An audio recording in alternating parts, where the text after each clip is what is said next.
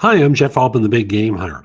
I'm called the Big Game Hunter because I coach people to play the game of job search, hiring, careers big.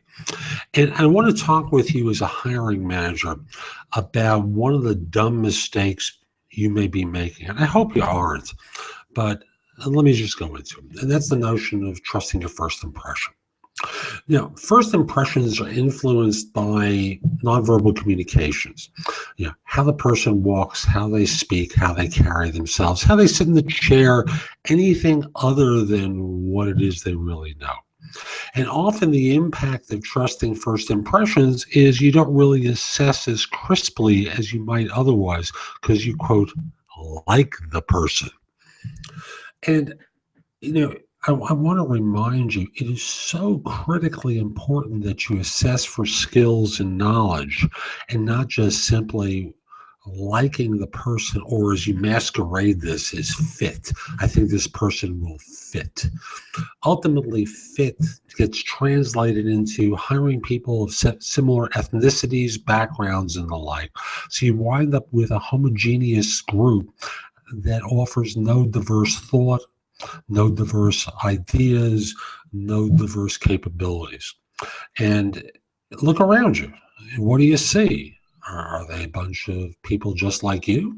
Maybe a little younger because they're not as experienced as you, but do they remind you of you or someone else that you know when you were younger?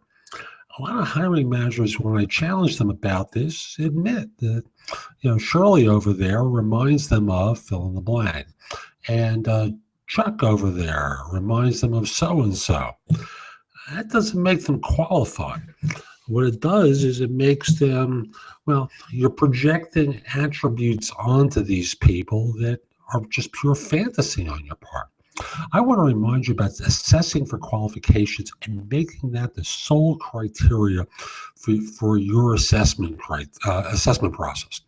You develop standardized questioning, some standardized follow-up. Make them hard, but it determines whether or not they can do the job that you want them to do. Now, I want to be clear. Sometimes when people hear this, they go for the ball breaker questions. And that's what I'm talking about. I want you to think in terms of qualifications and qualifications alone, and what will allow them to do this job. Then from there, forget about this notion of fit. People adapt. And you want people who are adaptable, because if you think the environment that you have today is going to be the one that they're going to be in a year from now, you're kidding yourself. Everything changes. Shirley, who I mentioned before, is going to quit. Maybe Chuck too. And hiring for now is going to leave you ill prepared for the future. So you want adaptable people who are not going to piss and moan about whether or not they like this person. They just work with them, period. And sometimes that person that they struggle with is exactly the one who they need to sit with in order to grow. Think about the edge and pushing people out on the edge. And don't think about fit, because first of all, you're not equipped to assess for it. Tell me about your psychology degree. Tell me about all the standardized psychology testing that you're administering in order to assess for fit, and how you've given it to your employees before you started this interview process. I know you haven't. So cut it out. Just go for qualifications. And then after you've identified 1-2 finalists, start the reference checking. And don't think in terms of references like the standard questions of, hi, would you rehire them? Or, nonsense along those lines. Tell them what the challenge is. Tell them, tell the former employer, former subordinate, whoever it is, the reference is exactly what you're going to want them to do. They may not know whether this person has the skills today, because you're not talking to their current boss, nor should you. You don't want to get them fired. But if they're unemployed, you can talk to their last manager and simply say, this is what I want them to do. Do you have knowledge as to whether they're capable of this? You'll get a straight answer, because they've got nothing to lose.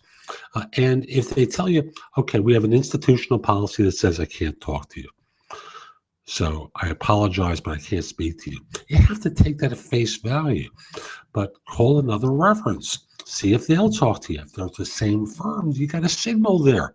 So a lot of different messages, but it all starts off with don't go for first impressions.